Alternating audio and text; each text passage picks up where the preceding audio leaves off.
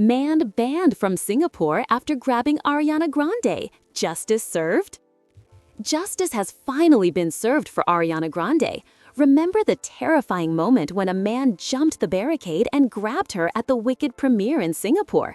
Well, Singapore authorities have taken massive action.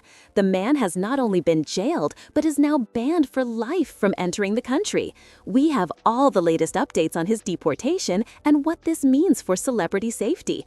Welcome back to FameFlash. Let's get into it. The 26-year-old Australian man, identified as Johnson Wen, made headlines on November 13th when he rushed the yellow carpet and grabbed Ariana Grande. After spending 9 days in jail for being a public nuisance, the Singapore Immigration Authority confirmed today, Sunday, November 23rd, that Wen has been deported back to Australia. But that's not all. They have officially barred him from re-entering Singapore. He is permanently banned.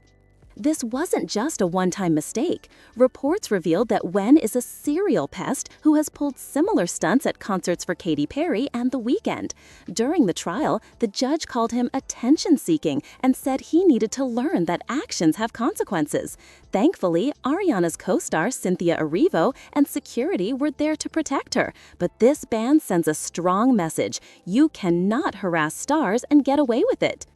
Do you think a permanent ban and 9 days in jail was enough punishment, or should he have faced stricter laws? Let us know your thoughts in the comments. As always, stay safe and keep it locked to FameFlash for the latest celebrity updates. Don't forget to like and subscribe.